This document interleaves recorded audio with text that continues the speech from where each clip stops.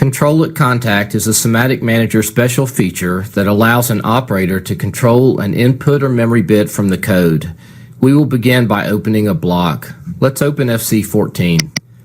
The first and very important step is to enable Control at Contact in the programming editor. To do this, select the Options menu. Select Customize.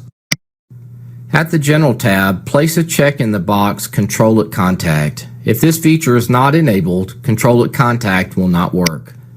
And click OK.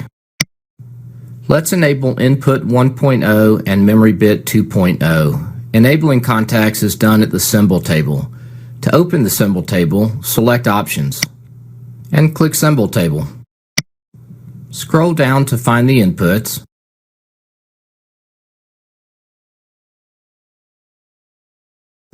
And right-click T Acknowledge Fault I1.0. Select Special Object Properties, and then click Control at Contact.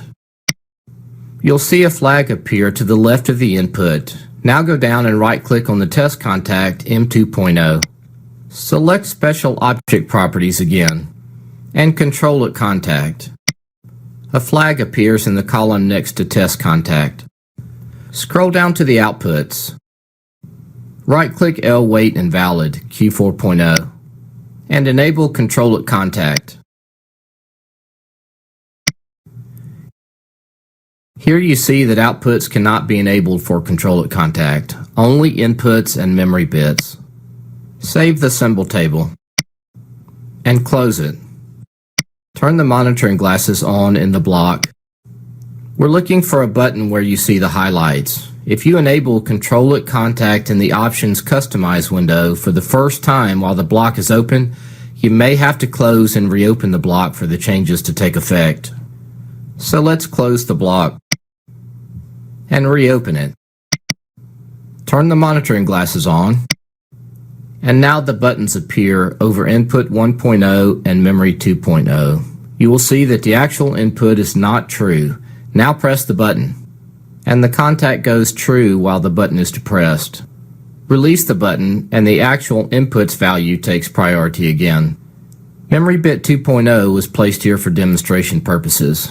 Let me note that if your memory bit contact is also used as a coil somewhere in the code, Control at Contact will not work because the coil has higher priority. Let's press the button. Now release the button. When we did this with the input, the state returned to 0 because the actual wired input was false. But here with the memory bit, the state remains true because there's no real-world input writing a 0 into the image table.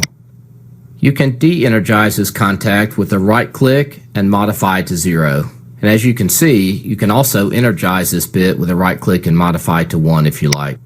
In this video, you have seen that Control at Contact must first be enabled in the Programming Editor's Options and Customize window. Then inputs or memory bits, but not outputs, can be set up for Control at Contact in the Symbol table. This feature may be most useful for inputs since a memory bit can be energized or de-energized with a right-click as long as it is not used as a coil somewhere else in the code. This concludes the video on Control at Contact.